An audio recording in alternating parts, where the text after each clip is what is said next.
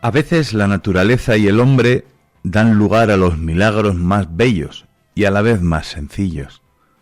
¿Por qué pasan las cosas? No lo sé. A mí que me pregunta. Pero es verdad que hace unos años un hombre llamado Teo, artista joyero en Madrid, estaba en una reunión familiar y cuando se habló de las viñas de la casa, él dijo: yo me haré cargo de ellas. No sé, que le empujaba una fuerza invisible que dio lugar a esta historia. Sucede en el lagar antiguo de Castellanos de Zapardiel, en esa calle por la que pasaba Isabel la Católica. Sucedió así, y Teo Legido pasó de hacer joyas a hacer vino. Son dos cosas diferentes, pero las dos le sirven para expresar, mediante el arte, una visión del mundo, una sensibilidad, y en este caso, un algo, que ha hecho que sus añadas estén en los mejores restaurantes de Francia.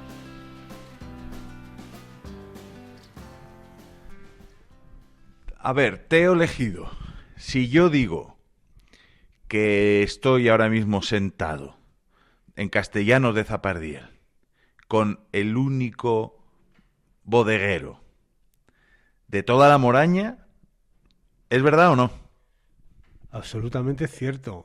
La bodega que tengo en Castellanos es la única legal de elaboración y embotellado de vino de toda la Moraña. Y estamos aquí en el término de Madrigal de las Altas Torres y es la única que existe, ciertamente. Sí. La vida de las personas no siempre es lineal. Y entonces pues va de un sitio a otro, toma curvas, hay meandros, hay diferentes planos. En el tuyo ha habido planos diferentes, tanto como que tú eras joyero. Exactamente. Bueno, yo soy el producto de esa época de los años. Yo nací en el 68 y gran parte de mi generación, por no decir toda, pues sufrió la diáspora castellana y yo, como tantos amigos míos, pues nos tuvimos que ir de aquí. Y yo particularmente llegué a Madrid en los años 80, finales de los 80, y empecé a trabajar por casualidad en un taller de joyería. Y sin querer. Pero no era tu vocación. Para nada, en absoluto. Fue un fruto de la casualidad de un primo mío que conocía a un taller que necesitaban un trabajador para hacer cadenas y yo que quería salir de aquí, pues llegué allí, me acuerdo perfectamente, al puente de Vallecas, que es donde estaba el taller, y ahí empecé, fruto de la casualidad, y bueno, pues seguía en un sitio, en otro, y acabé, pues desde esa época hasta el 2003, ejerciendo de joyero en Madrid. Luego no era tu vocación al principio, es decir, era una manera de buscarte la vida en la ciudad, cuando aquí las oportunidades eran muy pocas en aquel tiempo y además todos respondíamos al esquema de que había que irse, ¿no? Incluso quizás en ese momento hubiera que irse, ¿no? Pero luego sí que se convirtió la joya en el taller de la joyería en algo que te inspiró mucho, ¿no? Formó parte de mi forma de expresarme como vía absolutamente importante para mí. El proceso creativo es lo que me ha marcado siempre y es el leitmotiv de todo lo que estoy haciendo. Hacer joyas, crear joyas y ahora hacer vino, la raíz es exactamente la misma. El proceso de cómo yo llego a la joyería, pues claro, está basado en esa idea de la creación. Y lo que voy haciendo cuando decido ya empezar a hacer joyas, pues voy pasando de unos talleres a otros. En esta época en Madrid todavía existía la profesión, el gremio de joyeros, que se establecía el oficio dentro del taller del maestro. Entonces yo accedo a un taller de estos ya muy importantes en la calle Diego de León, esquina con Castelló, me acuerdo perfectamente, era un segundo piso, un extraordinario, una cristalera increíble, y allí el maestro se llamaba Antonio Rojas, y yo con su hijo, que fue el que me contrató, Jorge Rojas, que él ya tenía una trayectoria en los años 80, en la época de la movida, era uno de los joyeros destacados, pues me metí ahí en su taller a aprender el oficio de alta joyería.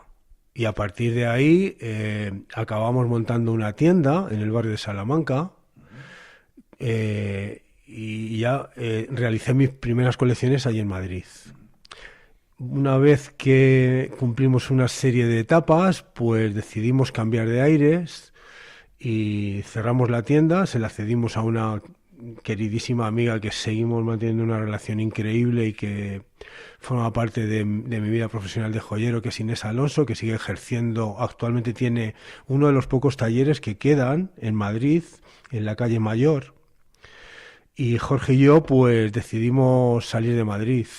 Y yo me fui a Ávila y allí monté mi taller tienda. En la calle está y estuve 10 años. Y allí, digamos que desarrollé todo lo que ha sido mi obra importante.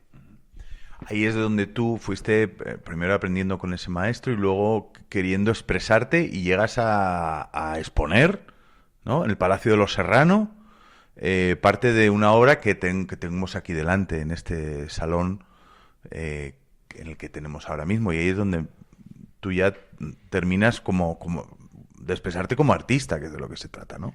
Más que, además de como artesano, ¿no? Sí, absolutamente. Siempre he vinculado la joyería al proceso creativo. Proceso creativo en cuanto a contar una historia, a la narrativa, y a que la joya no solo esté vinculada a lo que significa la joyería, los valores tradicionales y que todos tenemos en la casa, sino además como una obra de arte. Y efectivamente, antes de cerrar la tienda debido a la crisis del 2008, que aún la sigo arrastrando, pues pude desarrollar una colección que está basada en cuadros que son joyas. Y tuve la suerte de exponerlos en el Palacio de los Serrano, y la exposición, el título de la exposición era Trono Sillas, que el eje central son los tronos y las sillas como metáfora de la condición humana. Y bueno, esto fue más o menos el culmen de mi trayectoria joyera. Dicen los historiadores y los antropólogos que el ser humano se sentó, ahora que hablas de sillas, bastante tarde en nuestra evolución.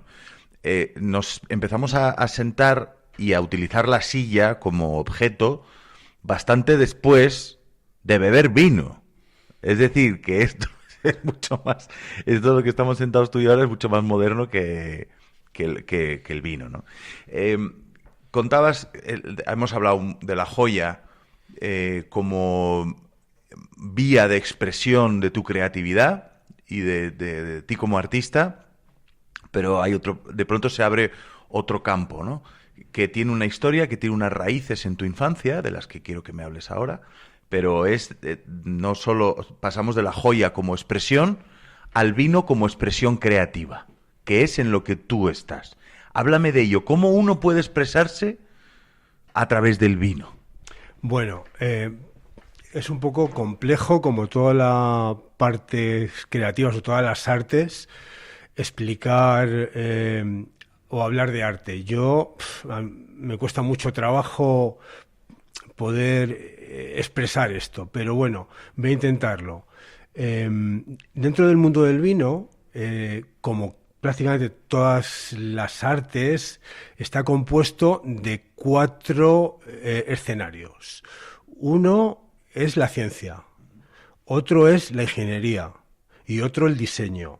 En esas 3 partes es el 90 y tantos % del universo del vino. A través de la ciencia y de la ingeniería respondemos a la pregunta del cómo.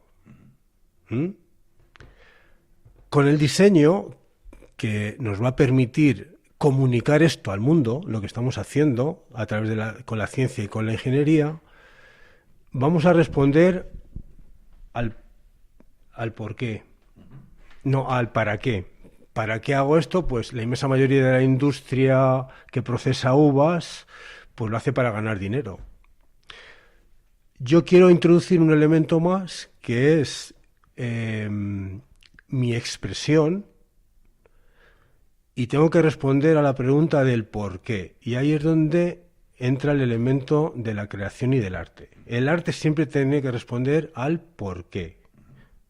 Entonces, con el vino se puede responder de muchas maneras. Hay gente, pues, que quiere desvincularse de lo que es las tendencias actuales y va a contracultura, y eso ya es una acción artística. Crear un vino contracultural ya para mí es una seña de identidad creativa.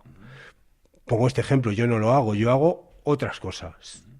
Y es un poco donde definimos la parte artística o creativa tal y como podemos entender si hablamos de un menú de degustación de un restaurante de estrella Michelin, o que no lo tenga, pero que sí que tenga un chef que es capaz de querer contar historias. Esto se entiende mejor así, tratando de gastronomía. Pero bueno, en cualquiera de las artes, la danza, la música, el teatro, está vinculado también a otra forma creativa, que es la interpretación. Yo lo que hago es interpretar un clima, un suelo, un terreno y una variedad, que para mí es la partitura. Entonces yo lo que hago es desarrollar mi interpretación. Vale, entendido. Es la manera tuya de enfocar todo esto y además hay una cosa también que cuando estábamos hablando antes por los pasillos de esta casa, que es una casa grande, una casa antigua, es la casa de la familia de Teo, la casa de una tía de Teo. Entonces, si salimos a la calle, un poquito en la puerta de al lado está el lagar donde hacía el vino su padre y su abuelo. Es decir, ya hay unos maestros que, igual que tú tuviste maestro joyero, pues aquí unos maestros bodegueros de los que tú adquieres el oficio por el que tú después te expresas, ¿no? Es decir, que esta historia está encarnada en tu familia. La joya fue algo que sobrevino de una coyuntura, una necesidad y una situación. Pero el vino siempre ha estado en tu familia, pese a que ahora mismo seas el único bodeguero de la comarca que trabaja como tú trabajas. En el pueblo me decías que estaban las grandes piedras de las presas, ¿no? Sí, la tradición está aquí y bueno, tenemos la suerte de estar en una comarca vitícola histórica. Tenemos un pasado impresionante, verdaderamente. El origen del verdejo está en la comarca de Madrigal, por ejemplo. Ya en el siglo XIV se sabe que había unas producciones muy serias aquí, y el desarrollo de los Reyes Católicos lo llevaron a su punto máximo. Entonces luego ha habido un proceso de desaparición de los viñedos, de los campos, hasta en llegar al siglo XX, finales del siglo XX, que prácticamente desapareció todo y solo quedan unas islitas en las cuales las familias cultivaban esos pequeños territorios de incluso mucho menos de 1 hectárea para hacer los vinos familiares, y ahí es donde aparece un poco la tradición mía con mi abuelo, que tenía media hectárea en aquella época, y luego mi padre coge un poco la herencia esta, aunque el viñedo es de mi madre, pero mi padre lo coge durante un tiempo y llega un momento que se cansa y que quiere desvincularse un poco. Y ahí es donde aparece ya el gran dilema. Muchísimos viñedos han desaparecido por el abandono, y yo la verdad es que cuando estamos hablando de este asunto en la familia, no sé por qué razón, todavía no lo entiendo, decido asumir yo la responsabilidad del lagar y del viñedo. Y también tenemos una bodega subterránea, pero bueno, esta bodega está a las afueras y está bastante deteriorada, que ya veremos a ver si somos capaces de solucionar esto. Pero bueno, volviendo a la trayectoria.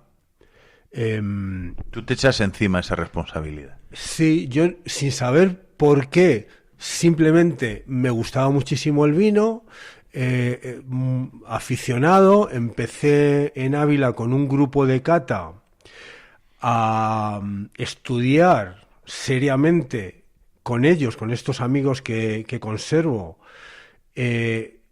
cursos de sumillería, y yo me apunto a cursos de sumillería bastante importantes y allí empiezo a adquirir conocimientos del mundo del vino y de todo lo que se está haciendo en el mundo, Francia sobre todo, y cómo se está trabajando y qué vinos hay. Y ahí pues empiezo un poco a tener más información y más conocimientos, pero la afición al vino ya lo tenía. De esto a tener un viñedo y una bodega hay un camino muy, muy, muy importante.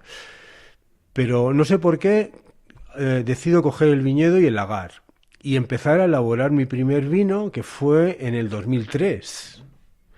Que bueno, lo hacía en el lagar como lo hacían los romanos prácticamente, lo pisábamos con los pies, y en una tinaja de barro lo metíamos el mosto a fermentar y ello solo pues se hacía, claro, como lo había hecho mi abuelo y tal, y así es como hice mi primer vino. Bueno, es una historia increíble. Yo creo que los artistas, y yo creo que tú eres uno de ellos, buscan vías. Es decir, hay algo dentro que busca vías para expresarse y quizás hay una parte en vosotros más autónoma de lo que existen en otras personas, ¿no? Es algo que va buscando maneras de funcionar y de expresarse, y de pronto pues hay un rapto, ¿no? Y de pronto te sobrecoge y te encuentras diciendo que tú te vas a encargar de todo este lío. Pues es un lío importante, ¿no? Cuéntame, es que a mí me fascina la historia vuestra, y entonces pues tiendo a preguntar mucho, pues soy preguntón, y entonces pregunto pues cómo sucede todo, y entonces me llama la atención, ¿no? Pero me interesa mucho la forma de la bodega, es decir, el modelo que me dices que tiene que ver con los modelos franceses, con los modelos que había aquí históricamente. Esta es una bodega casa, esta es una casa bodega, no sé cuál es la palabra para decirlo, y luego pues lo que tienes, tu producción y cuáles son las cuvées que tienes, ¿no? Sí, como decía, tradicionalmente aquí existía el modelo, y existe todavía, y ahora voy a poner varios ejemplos, de un viñedo, una familia, un vino. En San Esteban de Zapardiel, el pueblo que está a 1 kilómetro de Castellanos, actualmente hay 9 viñerones tradicionales que siguen haciendo su propio vino para su casa. En Castellanos de Zapardiel, en los años 80, éramos 13. Actualmente en Castellanos somos solo 3. Repito, un viñedo, una familia, un vino. Este es el modelo de los grandes vinos franceses, sobre todo de Borgoña, que se llama los vinos de terroir. Entonces, ahí es donde los vinos de pago, ¿no? Traducido aquí para entendernos, ¿o no? Bueno, hay matices. Aquí los vinos de pago, además es la denominación de más alta calidad que hay en España. Pero yo creo que los vinos de pago sería más como los chateaux de Borgoña. Vale. Más o menos. No quiero. Pero el modelo lo entiendo, lo entendemos. Es decir, viñedo, familia, vino, unidad. Eso es. Entonces, vino de terroir es un territorio, un clima, un suelo, una variedad. En este caso, un viñedo, una parcela delimitada con nombre y apellidos, y de esa parcela se hace un vino. Esto es lo que yo estoy haciendo. Yo ahora mismo tengo 3 viñedos, y de esos 3 viñedos estoy elaborando ahora mismo 5 cuvées. Cada vino de los que estoy haciendo, los importantes son la bovila, que corresponde al viñedo de la bovila, que no llega a 1 hectárea, las galgas, que es el viñedo de Verdejo centenario, que se llama Las Galgas, que está en San Esteban de Zapardiel, y la Abubilla, que es un viñedo de media hectárea, que el suelo es histórico. Sabemos que son suelos que en el siglo XIV había viñedos hasta principios del 2000. Después estuvo en cereal varios años y ahora lo he vuelto a plantar. Entonces, un poco lo que estoy haciendo en este territorio es recuperar suelos históricos, o sea, cru históricos, gran cru históricos, y recuperando cepas ancianas, cepas viejas, cepas prefiloxéricas, como es el caso de las galgas. Para el que no sepa mucho de vinos, las prefiloséricas se refieren a antes de que llegara la enfermedad de la filosera, que fue que cambió. Más o menos en 1900. Aquí en este territorio. De más de 120 años. Sí. Aquí en la comarca de Madrigal la afección de la filosera fue solamente un 10% y, por ejemplo, en la zona de Nieva, en Segovia, pues un 5%. Aquí nos salvamos bastante, por eso conservamos toda estas cepas extraordinarias. Entonces me estabas hablando de esas 5 cubes. Perdona, que te he interrumpido con lo de la filosera para situarlo un poco temporalmente. Sí. Las 5 cubes son 5 etiquetas, para que nos entendamos. He hablado de 3. Después tengo una cube, que es una cube especial, que es un poco donde vamos imprimiendo el carácter de creación. Yo cada vez que llega una añada utilizo parámetros y sensaciones diferentes a la hora de elaborar lo que me viene del campo, que ya siempre es diferente a las añadas siguientes. Una de estas cubes se llama Senza Fine y está basado en la idea de una solera o una mezcla de añadas. Entonces lo que hago es sacar 50 Magnum, el formato Magnum es una botella de 1,5 litros, y vuelvo a rellenar de vino joven del año que corresponda. Eso es una cuba especial y de un vino que es un vino tinto y está la barrica siempre llena, por lo tanto no hay oxidación como puede pasar en las soleras tradicionales. Entonces yo estoy vinificando esto de otra manera. Entonces aparece un vino que va a ser bastante redondo por esas añadas que ya va teniendo la barrica y aparte siempre tiene matices de fruta bastante joven. Senza Fine remite al ciclo, ¿no? A lo que no tiene fin, que es una solera que va rellenándose, con lo cual se va manteniendo y tiene un continuo, ¿no? O sea, que eso ya... Es que tú eres un filósofo. Es que aquí estamos hablando de la paradoja de la sustitución. Es decir, esa solera, si dentro de 50 años será la misma sin existir ni una sola partícula del vino que había hace esto. Pero no, que es que nos liamos aquí, porque yo te veo venir. Teo, que tú le das muchas vueltas a las cosas. Sí, claro. Y es muy interesante. Es decir, que no solo es que hay una cultura y una expresión alrededor de eso, ¿no? Sí, Senza Fine, pues como tú bien dices, es una palabra italiana que significa un instante sin final. Y efectivamente es un poco pues la paradoja de que una cosa efímera, como aparentemente es el vino, estamos continuamente viviendo en el futuro. Siempre los que hacemos vino, yo me considero un viñerón, estamos continuamente viviendo en el futuro. Y cuando hacemos frente a una copa de vino que tiene ese carácter efímero, ahí es donde para mí me parece que entra toda la parte más poética y toda la fuerza que tiene el universo del vino tomado y vinculado así. Aquí hay mucho más vino fuera de la copa que dentro. Y esto es lo que a mí realmente más me interesa, esa parte mágica y esa parte de emociones. Aparte de lo que supone beber una copa de vino de hedonismo, el bien por el placer, etcétera, etcétera. La conversación es fantástica, porque... Pero, ¿sabes qué? Me llama la atención o le da sentido que la tengamos en los cimientos de tu familia y de tu tierra, ¿no? Es decir, tú pese a que yo creo que tienes una visión de artista, de experimentación, tú esto lo llevas en las raíces mismas efectivamente de tu familia, de tu tierra, de tu persona y de tu todo. La viña, la viña dice que tiene, yo no entiendo de viña, eso ya me contarás tú, pero dice que yo estoy aprendiendo. bueno, he aprendido bastante, ¿eh? Dicen que tiene una raíz muy, muy, muy, muy, muy profunda, ¿no? Sí. Aquí tenemos unos suelos realmente muy profundos, a diferencia de otros sitios como por ejemplo Gredos.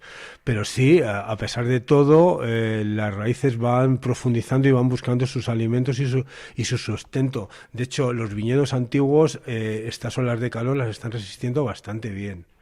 Las están resistiendo verdaderamente bien.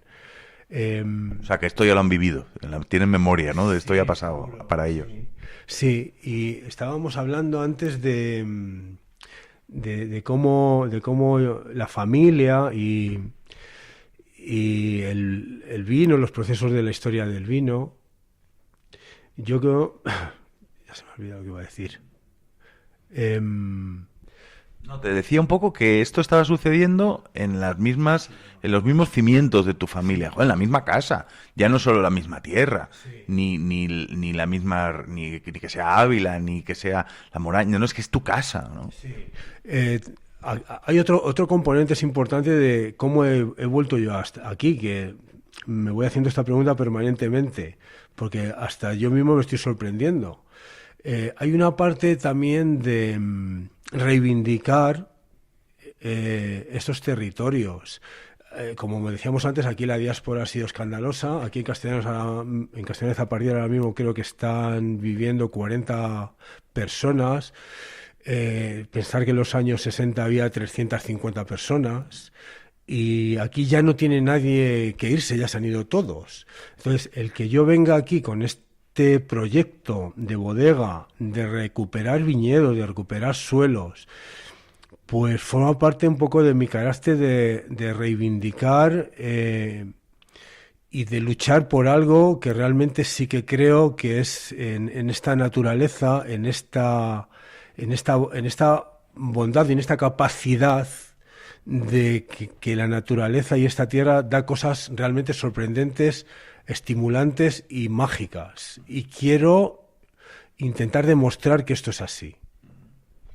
En esa aventura y en ese proyecto y en ese viaje que has emprendido, prácticamente sin plantearte, pero la cosa es que estás metido en ese barco. Hay historias que a mí que me están recordando ahora mismo, ¿no? Entonces yo me estoy acordando también de otra zona, y la has nombrado tú, que también se empezaron a arrancar viñas, la gente se iba, se dejaba de dar importancia al vino que allí se hacía, y ha habido un proceso increíble de reversión, con mucha gente también, que son tus compañeros en Ávila Auténtica, ¿no? Que son los vinos de Gredos, que son la garnacha, otro mundo primo hermano de este, ¿no? Con mancebo, con esa cosa quijotesca que tiene, ¿no? Y en la que yo también te reconozco un poco a ti, ¿eh? Sí.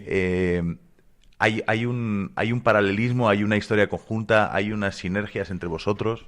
Bueno, algo de esto hay. Pasa que ellos tienen una zona que ya tiene muchas viñas, que aunque se han abandonado también muchas, pero sigue habiendo una gran masa vitícola en este momento.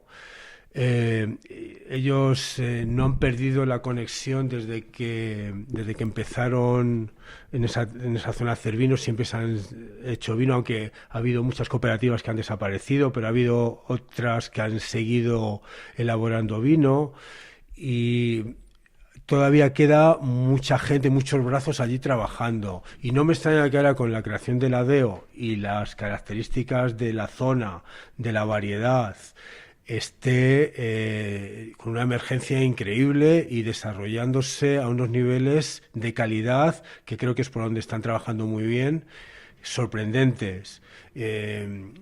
Los conozco muy bien a casi todos, porque pues mucha parte de los compañeros de los cursos de cata tienen allí viñedos y bodegas, y ellos están, yo creo que muchos pasos muy por delante de lo que yo estoy haciendo aquí.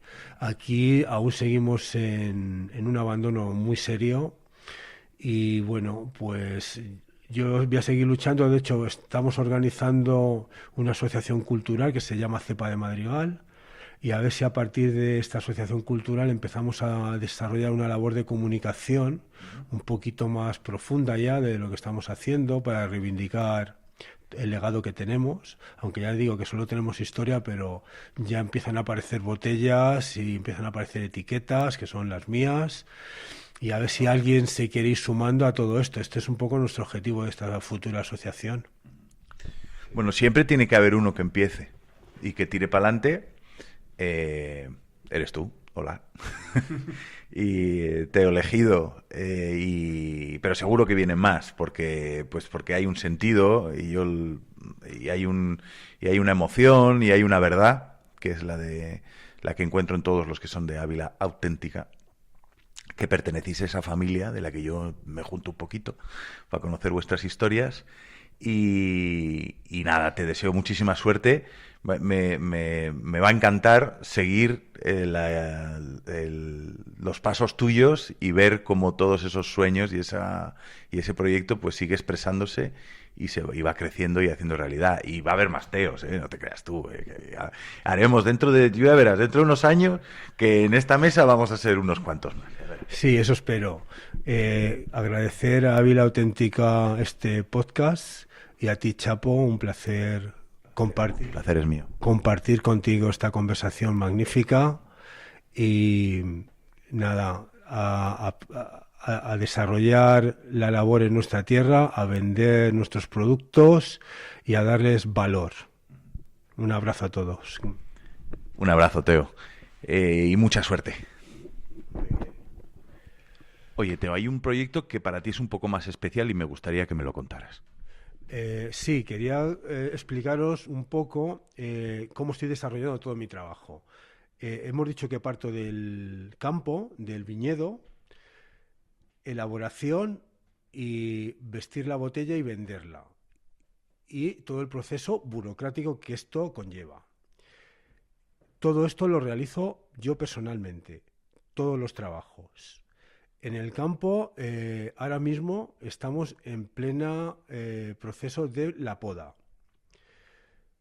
Yo tengo 3 viñedos, como os he contado, desarrollo todas las labores del campo. Mis viñedos están certificados en ecológico y en biodinámica, por lo tanto, hago trabajos específicos relacionados con la cultura biodinámica. Una vez que recogemos la uva, ahí es donde me ayuda la familia o amigos que vienen el día específico de la vendimia, porque no puede ser de otra manera, a cortarme las uvas y ayudarme.